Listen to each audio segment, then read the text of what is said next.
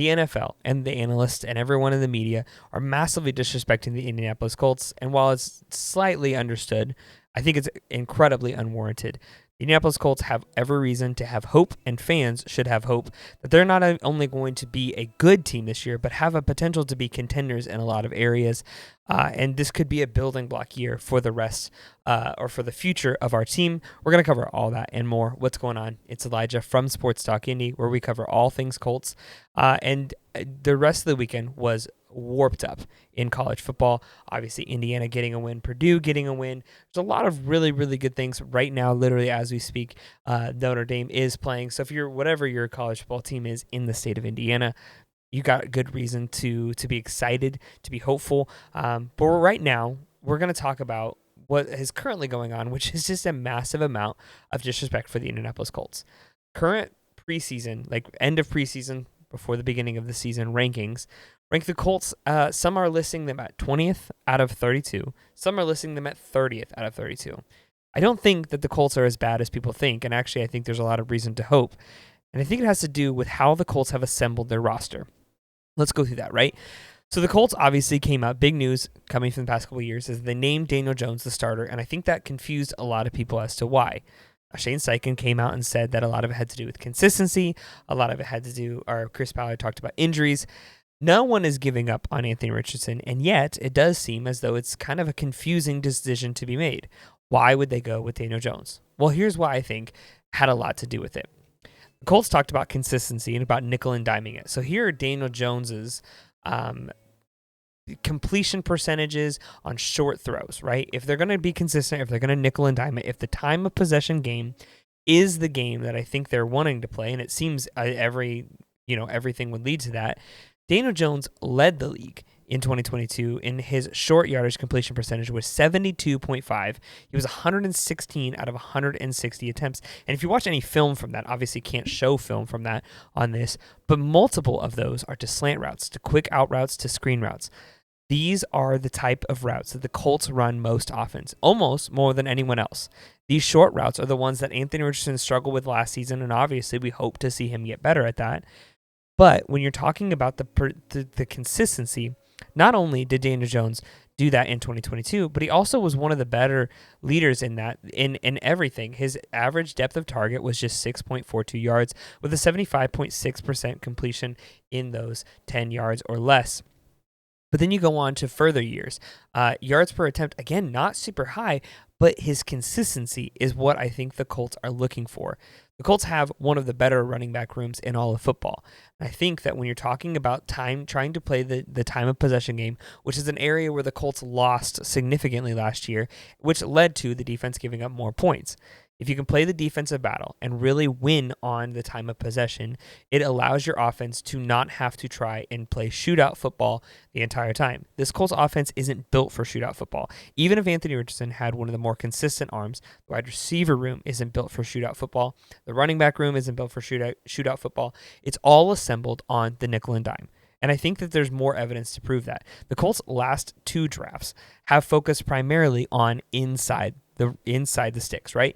They focused on offensive linemen with Tanner Bortolini and Matt Gonzalez. They focused on defensive line with Leatu Latu and at the time Isaiah Land. Not only that, but their free agent signing Roquan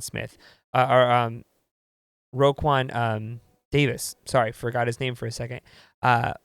Either way, then they signed DeForest Buckner and Grover Stewart, two massive extensions.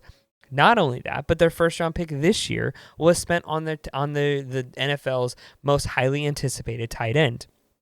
This all goes to show that the Colts are wanting to win the battle in the time of possession game, in the nickel and diming it down the field, because it's consistent. Not only is it consistent, it's safe. And I think that the Colts are looking for something safe right now. Something that is vanilla, not going to blow your socks off, but it's also going to win games.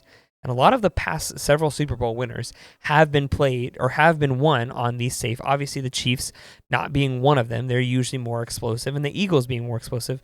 But you go further than that. You look at the Rams in recent years. You look at teams like the Broncos and the Giants, won on good defense and nickel and diming it, not having to rely on these big explosive plays. I think that's going to be the staple of this Colts this year, and I think they're going to double down on that being what they hope for the most. Now, I'm not saying they missed on Anthony Richardson by any means. But what I am saying is that when you focus your guys on DJ Giddens, Tyler Warren, Matt Gonzalez, Tanner Bortolini, bolster your defensive line and your offensive line, obviously even spending more picks on that on your edge rushers this year, I think it goes to show that the Colts are hoping to win the battle up front. They're not looking to try and blow you out of the water with explosive plays. Now, I do think that this Colts offense has the capability of doing that. Whereas they're not built for the explosive plays.